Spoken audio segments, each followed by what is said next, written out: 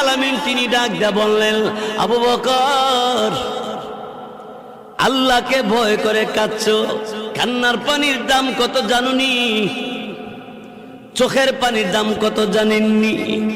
কঠিন কিয়ামতের ময়দানে আল্লাহ নবী জাহান্নামের পারে দাঁড়ায় দাঁড়ায় কাঁদবে আর বলবে, হে আল্লাহ, জাহান্নামের ভিতর আমার উম্মতেরা আছে, উদ্ধার কইরা দাও আল্লাহ, তাদেরকে মাফ কইরা দাও। আল্লাহ রাব্বুল আলামিন, আমার আল্লাহ তাআলা জিবরাইল ফেরেশতাকে বলবে, জিবরাইল, আমি আল্লাহর কুদরতি দরবারে পানির পাতিল আছে, পানির পাতিল নিয়ে যাও, আমার নবীর কাছে নিয়ে দিবা, নবীকে বলবা এই পাতিলের পানিটা জাহান্নামের ভিতরে ছেড়ে দেওয়ার জন্য। রাসূলের কাছে জিবরাইল পানির পাতিল দিবে, আর জিবরাইল ফেরেশতার কাছ থেকে রাসূল পানির পাতিল পাইয়া পানিটা জাহান্নামের ভিতরে ছেড়ে দিবে, জাহান্নামের আগুন ঠান্ডা হয়ে যাবে, নিভে যাবে। দিলের নবী, আমার আপনার নবী রাহমাতুল লিল আলামিন এমনি ডাক দিয়ে বলবে, জিবরাইল, এত দামি পানি কোন জায়গা থেকে এনেছো? এটা কি হাউজে কাউসারের পানি না জমজম কুয়ার পানি? জিবরাইল বলবে, নবী গো, এটা হাউজে কাউসারের পানি না, জমজম কুয়ার পানি না, এটা কিসের পানি?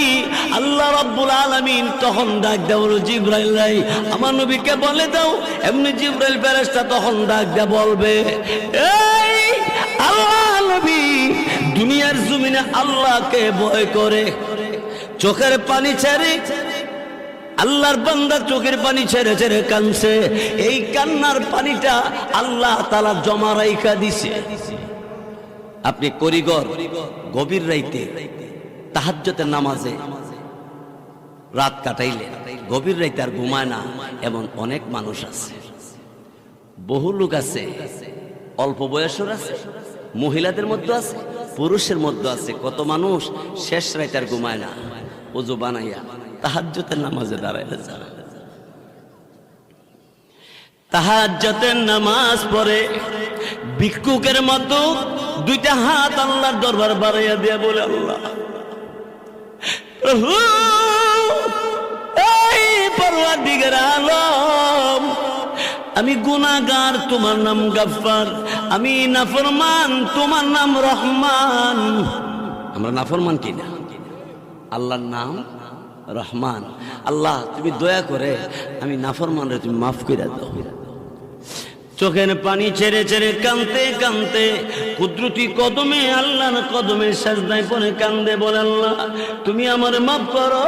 আল্লাহ রাব্বুল আলামিন ডাক দিয়ে বলে, এই এই বান্দা বান্দি, আমি আল্লাহ রাব্বুল আলামিনের দরবারে এইভাবে কান্দস করিগর, এলাকার কত মানুষ ঘুমের ঘরে ঘুমিয়ে আছে, লোকগুলি মাথা বালিশে, শরীরের মধ্যে কম্বল, এত আরামে ঘুমিয়ে আছে, তুই ঘুমাস না, তুই আমি আল্লাহর কুদরতি কদমে সাজদা।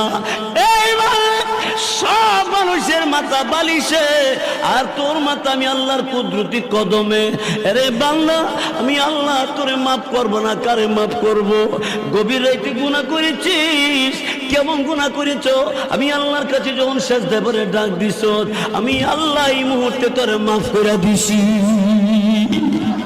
জোরে কোন ঠিক কিনা? আল্লাহ মাফ করবো কিনা? গুনাহগার বান্দা বান্দিরে আল্লাহ তাআলা এত সুন্দর করে ডাক দিছে, কোরআন শরীফে আছে।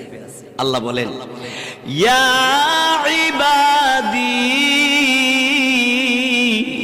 হে আমার বান্দা বান্দি। সুবহানাল্লাহ, জোরে কোন। কোন বান্দা বান্দি জানেননি? আল্লাহ বলেন, আল্লাযীনা আসরাফু আলা আনফুসিহিম, যারা গুনাহ করছো, যারা গুনাহ করতে করতে করতে করতে করতে করতে আসমানে লাগাইছো, সাগরে ফেনা সমতুল্য গুনাহ করছো, এই মন অপরাধীদেরকে আল্লাহ ডাক দিয়েছে, ও আমার গুনাহগার বান্দা বান্দিরা। সুবহানাল্লাহ, জোরে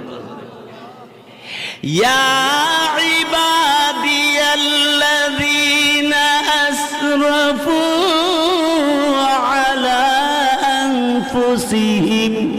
সুবহানাল্লাহ বলেন। গুনাহগার পাপিষ্ঠ বান্দা বান্দি, কান্দিস না। আমি আল্লাহর কাছে যখন এমনি কাঁদছস, আমি আল্লাহ তোরে ডাক দিলাম, লা তাকুনাতু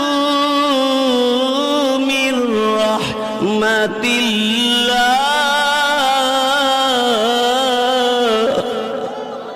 আল্লাহু আকবার। আমার আল্লাহ ডাক দিলেন, এই বান্দা কি পরিমাণ গুনাহ করছো, সাগরের ফেনা সমতুল্য গুনাহ হয়ে গেছে, জমিনে পাহাড়ের চাইতে তোর বেশি গুনাহ হয়ে গেছে। কান্দিস না, চোখের পানি ছেড়ে দিয়ে আমি আল্লাহর কাছে যখন মাপ চাইছো, এই আমি আল্লাহ ঘোষণা দিলাম, লা তাকুনাতু মির রাহমাতিল্লাহ। আল্লাহ বলেন, আমার রহমতের দরবার থেকে তুই নিরাশ হইস না, তুই দূরে যাইস না, তুই আমার ডাক দে, তুই আমার কাছে মাপ চা, আমি আল্লাহ তোর সব গুনাহ মাফ করে দিব।